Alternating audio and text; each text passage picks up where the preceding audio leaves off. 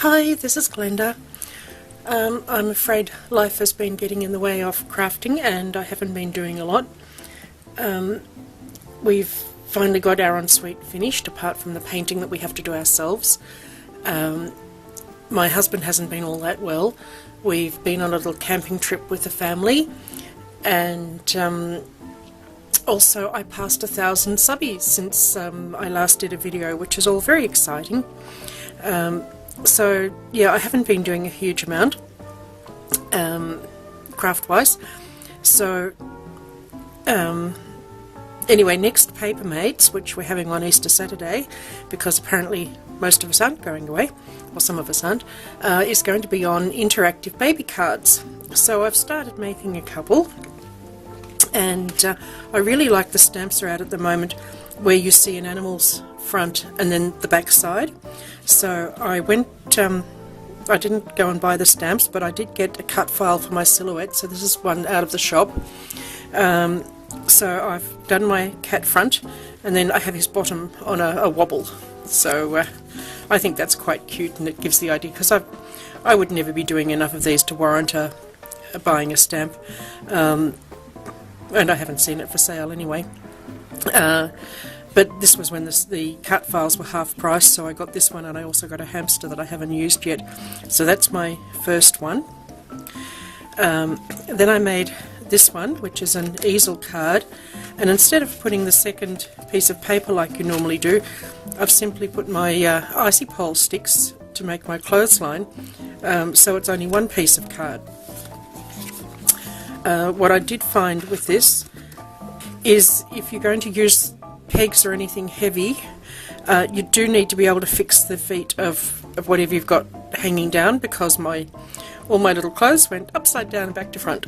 So I learnt that the hard way, so hence all my grass added on to, because I wasn't having grass there initially. So anyway, that was card number 2, and I'll come back to card number 3. This is card number 4, which is one of these card in a box ones, which when I finished it did close. Now I've pulled the paper. Anyway, it does close flat enough to mail. And Deb Velda has just done a tutorial. I mean, there's a number of tutorials on this, but she's just done one, and she's altered the inside. So instead of having several pieces of cardstock and you having to get them in, this is just one piece zigzagged across. So I'll put a link to her tutorial, because I found that quite an easy method to do. I was really surprised at how small these cards are. They always look quite big in the videos, but it's actually quite tiny. So anyway, that's my second interactive card. And the third one is a pop-up. So I had a message from somebody who was trying to do a birthday card like this with the scan and cut, and I can see now why she was having difficulty. I went into the Canvas software, and there is no way that I could get the Canvas software as it is to make that. What you need to do is be able to have an open letter in both parts, and it really didn't want to know about it. So I don't know why my camera suddenly started strobing whenever I pull something up too close. It never used to, I don't think. So anyway, you have to put in the text and then convert that to an image with one of the buttons there, so that you can do each letter individually. And I could get one bit open, but I could not get the other. No matter what I did, it didn't want to know. So I went into my Silhouette software, and within a few minutes I had done this file, and that is where the Silhouette really kills the scan and cut in the software. Having said that, I put the new version of the Silhouette software on, and it suddenly stopped working, so I had to uninstall it all after fiddling around for a while and put the old version back on. So, you know, nothing's perfect, but having created it, of course, then I couldn't get it to, for some reason I think I just missed a step and didn't get it to print. So anyway, I then had to do a print screen, put that into a paint program and print it out and scan that into the scan and cut. Very convoluted.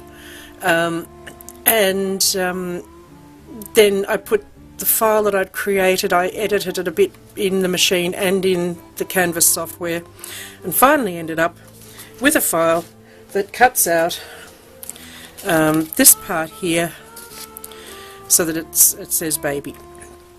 So the principles will be the same for any word, but as we're doing baby cards, and I really don't do baby cards, I have no baby papers, I have no baby sentiments, I just don't make baby cards, I don't know people having babies. So anyway, I'm struggling. So anyway, I've made this file available, and I'll put the link. I am not a fan of perforated lines for folding on. I don't like them. They have a tendency for the paper to tear, and so what it will do, it will come out flat. You're going to score along the bottom of the baby to the edge of the Y. You score along the top of baby again to the edge of the Y, and then you score again from this cut line right across. Then you fold it over and gradually ease your letters forward, and the top one's backward, and this little ridge backward, and then you fold it in half and gradually ease this edge fold in. I haven't put that in because if it's a little bit out, it was more trouble than it was to try and put it in. As I say, I'm not a fan of the perforated things anyway. So you just sort of gradually ease the folds down, and you'll end up with that, with a bit of luck.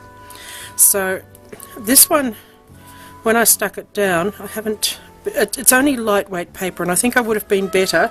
Like, I think this heavier paper is working better, but that was just a prototype. But yeah, I'm having a few issues there with this lightweight paper, because that was was an old bit of scrapbook paper that I was never going to use. So yeah, the scan and cut file says baby. I did this with my silhouette because it was just so much quicker to just type that in, cut it out. Each machine shines in its own way, and I would love a silhouette with a scan feature. That would make my day, to combine the two machines. So anyway, there's my small offering, and hopefully I'll get back into a bit more crafting, but at least I've now made contact with the world. And if you watched, thanks for watching.